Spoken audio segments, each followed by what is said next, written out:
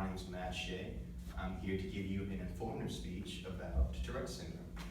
So before I get into all this, I'm going to let everyone know. When I was about 5 years old, I was diagnosed with Tourette syndrome, and it's been an uphill battle ever since. You will notice throughout this video my tics, most likely. You'll see a few head nods, my mouth will probably twitch, my nose will probably twitch a little bit. You'll probably see me do some excessive stretching, excessive what you could call it. So now that you know that, let's get into this informative stuff. So the late 1800s, a man by the name of Gilles de la Tourette was started defining or seeing things in certain population that he didn't really know, no one has ever characterized it before, and he said, okay, this might be a neurological disorder. So as he defined it, it is a neurological disorder characterized by repetitive, stereotype, involuntary movements and vocalizations called tics. So it's diagnosed in early childhood, usually between the ages of 3 and 6 years old. It affects males 3 to 4 times more than females. Why, we don't know yet. Usually there are 2 different kinds of tics. There's motor and there's verbal. Motor is more of your physical that you can actually see, like your twitches, like the common ones are head nodding, excessive stretching, and shoulder shrugs, and things of those natures. And then for verbal tics, most people think, oh, you probably yell a lot of random cuss words, which obviously isn't true. That is called caprolalia and only affects between 10 and 15% of all diagnosed cases. Throughout my life, I've been able to control, for the most part, some of my tics. For instance, motor more than my verbals. My verbals, I've learned how to do whenever I want, and I mean, they do still come out. For instance, I have a whistle, and I have a loud click, which might scare a few people. I apologize, like that, and that's something I've developed throughout my life. So now that you know about those kind of things, let's talk about what goes along with it, the genetics and the biological aspects of Tourette's. For instance, so ADHD, OCD, depression, anxiety, all a lot of times go with Tourette's, I guess you could say. A lot of times when you have Tourette's, you're diagnosed with at least one of these. ADHD is probably the second most common attention deficit hyperactive disorder. Number 2 is OCD. That's the number 1 that's almost always with it. We'll get into that later with genetics, and it ties in there as well. Depression is a big one. That's the second one that I deal with the most. It's very hard for me to get up when I'm down. I might need some encouragement from some people. But usually I get over it. Anxiety is another big one.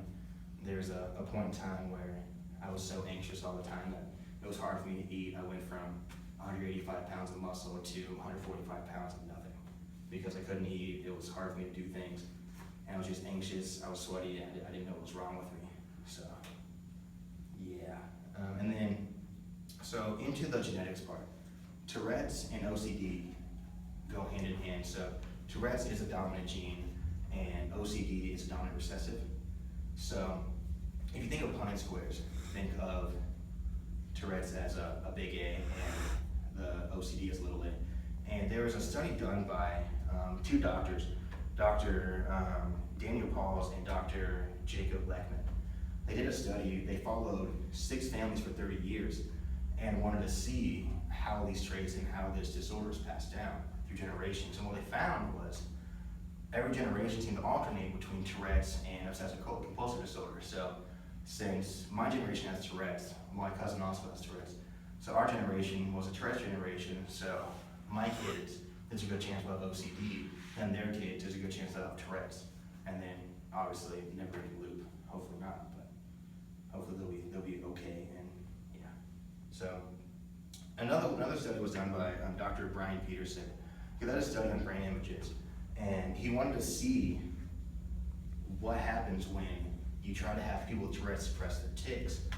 And what he found out before he tried to have people suppress is the ganglia and the hypothalamus were always triggered when an involuntary tic came, and they had to make sure that the tics came and nothing else mattered.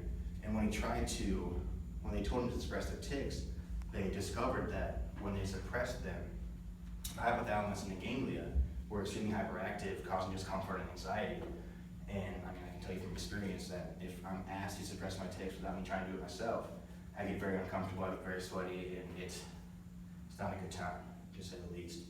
So, and then the last study I'm going to talk about is by a man by the name of Dr. H. Singler. He did a study on dopamine uptake in the brain. He took 30 different people with Tourette's post-mortem, did a brain biopsy on them, and discovered that on average, these brains had about 1.5 times more dopamine than the average person.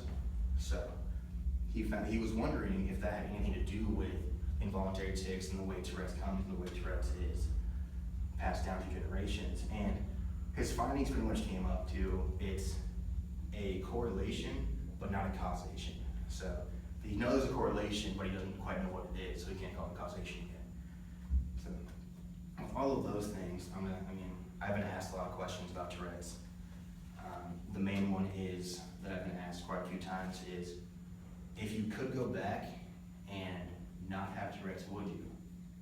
And I can definitively answer no. I mean, it's what makes me me. I've lived it all my life. I don't really know who I'd be without it. I don't know if I'd be as fun or as energetic.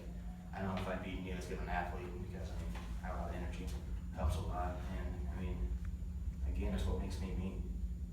And I wouldn't want to change myself, not to be cocky or anything, but I enjoy it. I enjoy my time, and it's unique.